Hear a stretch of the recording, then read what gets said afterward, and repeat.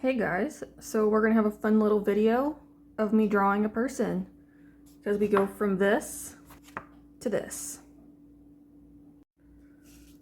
But before we kind of get into all that of how I went from a simple chicken scratch sketch to a finished drawing, I'm gonna kind of take you through a little bit of how I did it. So, because one thing I never show is me drawing a head, and the reason why is because I actually always start at the head before I do everything else. And then I always end off coloring the head because that's the last thing I do. I don't know why, that's just how I do it. So I literally start up here, work my way down, and I come right back. That's just literally just what I do. So I thought it'd be kind of fun really quick, kind of take you through the head, and then we'll get more into the actual drawing itself. So I normally start off with a color erase pencil, which I have these green ones. And I'll go into a lighter pencil to start defining my lines more. But for you guys, I'm just going to go straight into a good old, school pencil because it's super dark and I have a bunch of these. So whenever I do this, I literally just start off with a circle. This is the top of the head. So then I kind of curve it in and then come out for the cheek. And then I'll make the bottom jaw. Obviously, it's not that severe because this is also a sketch, but you kind of get what I'm doing. But it just kind of helps me outline it, and then that way I can go back in with these lines. This is also just for showcase purposes. This is not anything to be super finished. Because it's I can draw people, I just prefer not to because it's not my thing, and this is kind of why. But the funny thing is, when I do animals like dragons and stuff, I actually start out the same exact way. I just draw the snout. Because when I will do a line here and then I'll come out for the snout. That's how that works. But because we're doing a person, so I start to kind of draw the nose in. So I just do this line and then I'll curve it out, come back, and I'll make the nostril and then curve it up just a tiny bit. Then I'll draw the eyes. But yeah, I always have this guide in here because it literally just kind of helps me place everything. And then I'll kind of do a bit of a mouth. And then most of the time I will have to kind of come back and fix the cheeks and stuff and where the jaw is, but you guys can kind of see that's essentially how I started. And then I'll start drawing in the hair, for example. And just that kind of thing, and just go from there. And then I'll bring it down. So same thing with the body, because I kind of do the body a little bit differently than I would the head. So when I'll draw the neck, then I have the collarbone. I start adding in the tops of the shoulders. Then I'll kind of come down here. And I just start drawing in the body. And then the rest of the arms and the legs, which you at least see me start working on the arms and legs, or the legs at least. But you can kind of see how I build. Because I don't do it how you normally would. Here, I guess, I kind of structure it properly, even though this is more of what I like to do. And then I'll add in the facial features, but then the body I do completely differently. I literally sketch in where the body's at. And how I want it. I don't do all the extra circles. I literally just kind of just draw it and sketch it out. Because I'm crazy like that. That's just how because I'm more self-taught with this stuff. So that's just how I learned how to do it.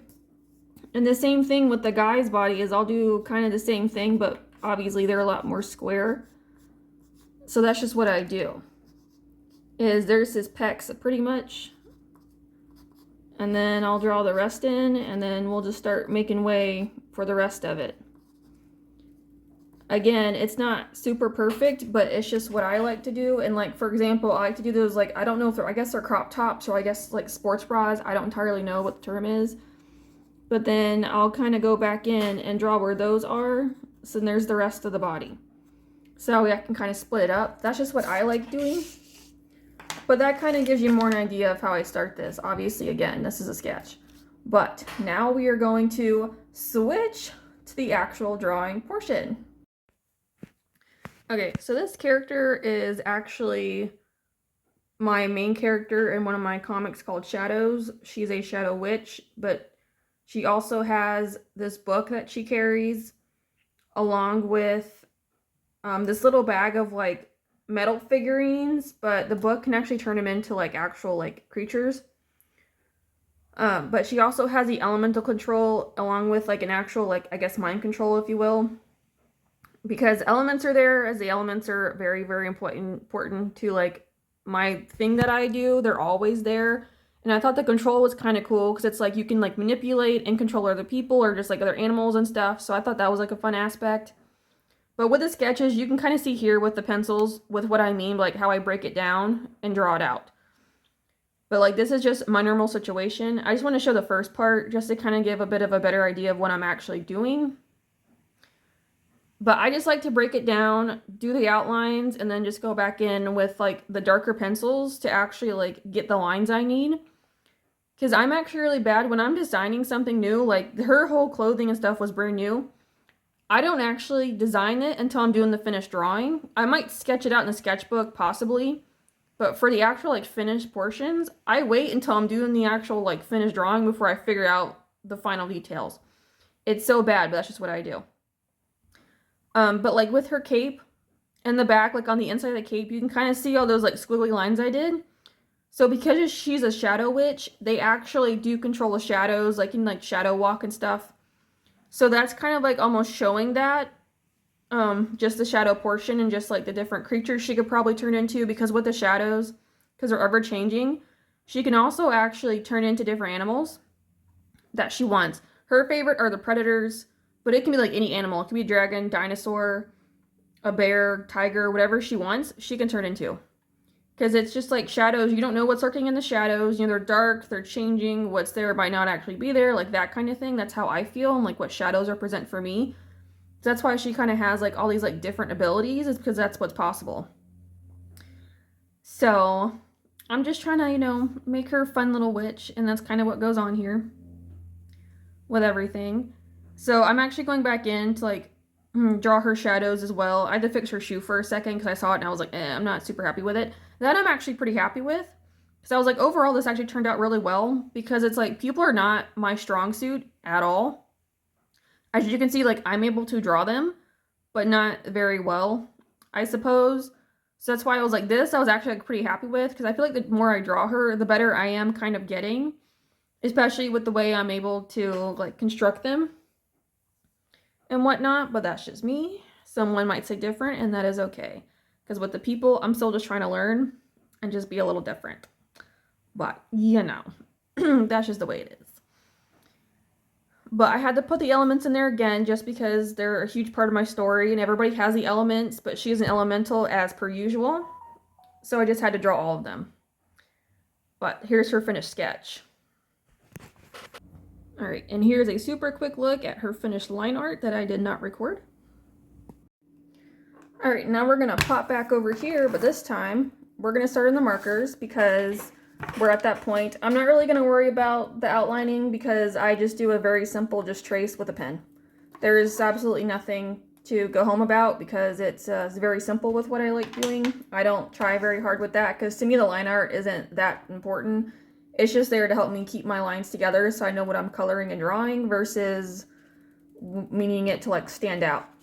So now as for the marker, I originally, when I first started learning marker, I would have 5 colors. I'd have a base, I'd have the actual color, and then I would have like 3 different shades. But over time, I simplified it to only using 3. So like for example, and like I don't know, I guess, how to properly use a marker. I just never really learned. Again, this is just what I do. So I kind of just put down the base. This marker is dying, but that's okay. And then I have, because whenever I do this, I use the base. I always use it to kind of help me plan out where everything is. So that way, like I would have the skin here, color the skin in, we'll say a light green here, a blue, that kind of thing. So that way when I go back in, it's just easier for me to color and I can just start coloring. Because now everything's like broken up and it's just easier to deal with.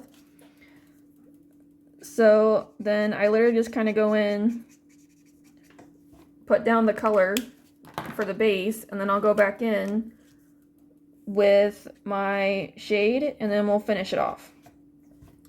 And then that way when I'm done with this portion, we'll go back in and finish with the colored pencil. But I just don't really blend it because I put pencil on top of it, and I just feel like with the marker, it does kind of give like a little bit of extra underneath, like just another layer. So if I don't purposely use the pencil on it, it's still there just as another thing. So, and then some of it actually kind of works for like, I guess, texture and stuff if it's not completely blended. Like it makes sense if it's not fully blended. But sometimes I do get lucky with like certain markers, like when I use like the Winsor Newton Pro markers, they blend themselves if I use them together, or sometimes the Tombows, if I do it properly, they'll do it together. This is an Artist Loft, I think both in the Tombow. And this is some other random pen I have, an Ecoline. This one's almost dead because I use this one so much because I don't have another like really like blue. But that is a little insight into how I do the marker. So now we're gonna go back into her and continue on with this marker. All right, so now for the lovely marker. So yes, I've already done some of it. So this purple I'm putting down is actually the start of black, because whenever I do these, I always put down purple as my highlight color for black because I just think it works really well, especially when I go back to like blend it out. I think it's great. Because then I also tend to put gray in there just to kind of add like an extra like little bit of a shadow, like a, I guess kind of like a merger and just a little bit of extra depth to it, so it's not just like straight black on purple. But I've just always done that. Now, some of this, like those shadows on the inside of the cape, will be just straight black. Like with the shadow on her arm, so all the shadow mages, witches, whatever you want to call them, they all have their, like, even like the elements and the controllers, they all have their own like little dragons as well. I made them dragons because to me dragons are the most like powerful mythological creature there is. So that's why they look like that, because dragons are just very strong. So he's actually kind of a cute little character I have. So in her right hand she has the book, which is called Shadows, which is where the name comes from. So especially with her knife that she has, it's also got like a little like dragon carved on there. If she kills one of them with that knife, like their information will actually go into the book. So it's like really, really necessary to have. So a lot of people are trying to get the book, but the book chooses who it takes, and just to give it up, you kind of have to be willing to like give the book up type of thing. So I just did the inside of the cape, that dark green, like the main color green, just because I thought that kind of worked well with because she's mostly supposed to have like black clothing on to kind of represent the group she's in and just the type of like main witch that she is. So I just put the dark green in there just because it was the main color. It was kind of simple, and that's kind of just like how I pictured it. And now with like some of these like other like the stripes and designs I have with my characters, I'm literally kind of like the Aletheia character I have, my original OCs. I'm kind of basing everybody else's clothing off of those clothings and just making different variations of them. Just to kind of, again, to keep it like to my stuff. So that way when you see them, you kind of know like, oh, I know who that's a part of, because it's all like similar, but it's all a little different. So it's all very slight variations, but they are variated. So again, I don't really kind of come up with this stuff until like the final product design. Which I know is bad, but that's just the habit I've gotten into. But with some of this, it's also kind of hard sometimes to like tell what it is, especially with the dark green and the black when I color them with the marker. They're just very, very similar because they're both super dark. So sometimes it's hard to tell and make up the difference between the two. But I still figure it out in the end. It's just great. So also, I know whenever I do this purple, I always think it looks so weird, but I'm like, it's going to be turned to black. It'll make more sense when it's black. But with the cape, I was trying to kind of create like the movement of the cape, because I know how sometimes it kind of, dips in, dips out, that type of thing. I also didn't realize this was not in frame. I apologize. Professional over here. I was trying to give a like illusion at the bottom with the dark green, because again, when I go back in with the shadows, it's going to be straight black. Like there won't be any shading at all, just to kind of show that it is shadows. So I was trying to get the movement effect at the bottom with the dark green. So I thought that would make the most sense. So yeah, so I'm just going back in with straight black just to kind of make them all shadows. But so far so good still. Turning out very well, so still pretty happy with it. Stay tuned for more. Alright, so now that we are done with the marker portion, let's go back into the pencil. So we're just going to stick with the blue here, just because I already have that down. So whenever I do pencil, It's the same concept where I used to use 5 colors originally. I went down to 3, and my new favorite thing is to add an indigo blue into the shadows, because I just feel like it works for so many different things. So I just like to add it on there just for a little bit of extra oomph. Because I used to actually have black in my shadows, but I stopped doing that a long time ago. So now I just use this indigo blue, which to me works perfectly. So I'm going to again start off with my base color, and I'm just going to go over the pencil where the actual like original base was. And then I'll actually put in like the true color on top of the whole thing. Then I'll go back in with the shade. This is also like really thin paper, so.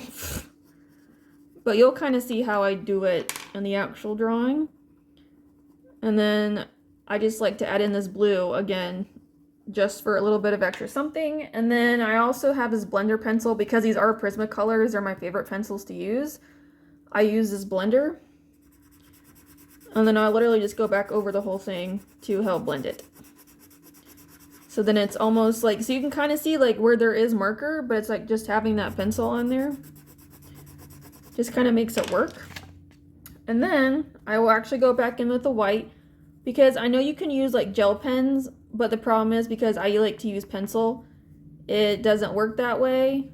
So I actually just started, just used the white pencil, and I can do that as well. So now let's go back and let's finish her up. All right, so with the pencil, still pretty normal like how I showed before. So what I'm doing with the shadows right now is I'm actually trying to like outline him in the white for my little dragon over there, to show where his wings are and like where his, I guess his horns would be, like the spikes. So that way whenever I go back to blend it out with the black, they won't be like super apparent, but it'll still kind of help tell his shape. So that way you can kind of still see what he is. Because with her clothing, I did do purple, again, just as my highlight color. But yeah, so this little shadow, he's definitely like really close with her, because his job is to kind of like protect her, and they can like shadow travel and whatnot. So that's also what he's used for, if like nothing else. But he has to kind of like, either he has to like be like touching her or inside the cape or something, because that's just kind of where he like resides. But normally whenever he's in the comics, whenever I get to like showing him, he's out kind of curled around her arm. That's just the way it is. He is a cute little guy. Like, I am going to try to make him cute, but he can be vicious. You know, he's cute but deadly type of situation. With her face, I thought it turned out pretty well. Like, I was trying to, like, put it more in shadow because of the hat. Yes, I did do the basic hat, because that's kind of how I see it. I'm like, I think it makes sense to include the hat in there. I think for the guys, what I'm going to do is I'm going to have it probably, like, little shorter, so it's, like, a little more pointy, I suppose, at the top versus, like, so curled over. I think is what I might do, just to kind of differentiate between like the guys and girls a tiny bit, versus like besides just the clothes, because the clothes are a little different. Because essentially the guys have on like short sleeves and and they have on pants, and the girls, you know, have on long sleeves and they have on shorts, that type of thing. So that's what I was trying to do. I did with her, I do give her the slitted pupils, because it's also kind of quite common with my stuff. But again, because she likes the predators and the dragon's her favorite, it makes sense for me to make them slits. So that's what I was doing here. She does have the option to like make him regular pupils, like out in public if she wants to, because being, you know, magic user is really dangerous, and the hunters will come after you and whatnot, because they assume like everybody's bad, that type of thing. So for them, it's easier just to kind of hide in plain sight with wearing normal people clothes and looking normal, acting normal. And she does have 2 dire wolves and a hunter's bird is what I call them. All the magic users have a 1 dire wolf, and then all hunters have a hunter's bird. They have different purposes. She's got 2 and 1 just because I can do that. So whenever she brings him out in public, her hunter's bird, she turns into like a regular like little parrot type of thing that just sits on her shoulder.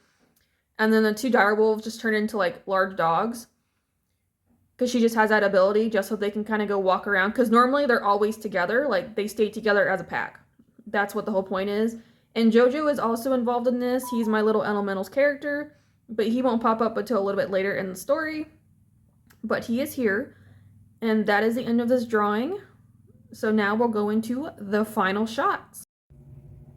Alright, so here is the final look. So overall it's fine. I know that's like a bit scratchy, but it's just pencil, and I'm like, it's kind of just there just for the border. It's not meant to be anything superficial, but it's alright. I just kind of add it on there just to pop the colors out more, because I think it looks better than if I just did straight white. So for me, it looks a lot better. Overall, she's good though, but you can kind of see where I had the highlights for the black to make it look like clothing, and then just straight up just shadows. So it's a lot darker. But overall, she's fine. Like, I am getting better at the people. It's just a slow progress, but we're headed on that way. Alright, but here's a little bit more of a close-up. So, again, overall, I think it's actually, like, pretty okay. I think people-wise, I'm starting to get a little bit better. There's still some things I could work on, and I haven't really, like, drawn, like, a human guy yet. So that'll be kind of interesting. Like, I know the direction I want to go. I just have to actually draw them, but it'll be a little while before I get there. Because once I get done with all of her versions, I then have to go do Myra's versions, which is my Bat character in Arlathea, one of my comics. But at least this way I can get like some decent practice on the girls, I suppose, a little bit more. But again, overall, pretty happy with her. So hopefully you guys enjoyed this video. You know, any thoughts, comments, please let me know below. You know, like, subscribe if this is your kind of content and you want to see more from me. But any feedback you can give, any comments, any helpful tips, I would absolutely love. And I would also just love for you guys to come join this channel, and so we can all grow together. But again, I appreciate you so much for watching, and I will see you guys in the next video. Bye!